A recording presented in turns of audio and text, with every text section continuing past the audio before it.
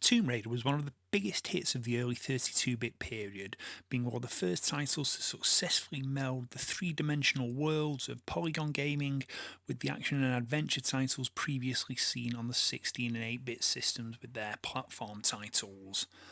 Now, Tomb Raider ended up on quite a few different machines eventually. The Saturn, the PlayStation, the PC, there was a later port to the Nokia N-Gage, and it has been re-released a few times since. However, in recent years, a project known as OpenLARA has been ongoing, whereby a reverse engineering of the original code has been undertaken to put Tomb Raider onto a number of different platforms. And today I'm looking at one that I can't quite believe is actually there and running. It's the 3DO version.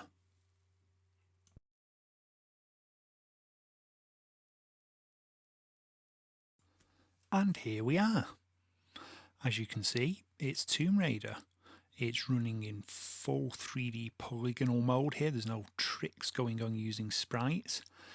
Now, I think personally it looks pretty darn good. The frame rate is a little bit slow. It hovers between 10 and 15 frames per second. And you certainly can see that there are some draw distance issues. The rooms do fade in at quite a close proximity. However, you have to think this is a game being done on hardware that was never really meant to run a game like this. Yes, the 3DO was built with polygons and 3D gaming in mind, but Tomb Raider came out some 3 years after the 3DO hardware was released, so it was doing a lot more than the 3DO was ever really intended to. Yet here it is, and I think it looks pretty good. I mean, it's not perfect. This particular demo version only really shows you the first 3 levels of the game, and one of those is, of course, Lara's mansion. But I think it's an amazing technical showcase here. This is something that people wouldn't have thought possible. And it does make you wonder what could have been done. Now, as I said, this is an open source project, OpenLARA.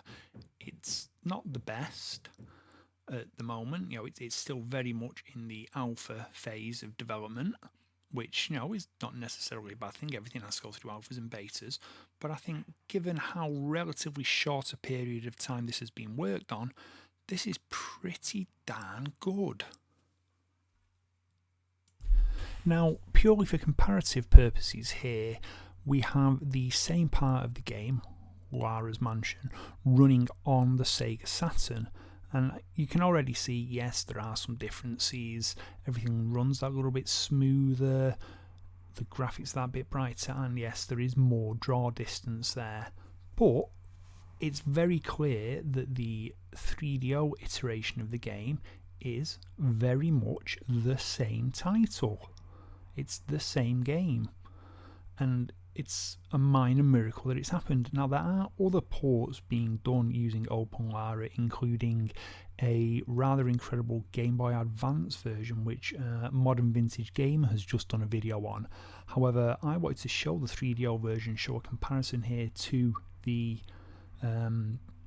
Saturn version, just to show how damn good this project really is, and I guess in a way to show as well what the 3DO could do, because in my opinion it's still a massively underrated system.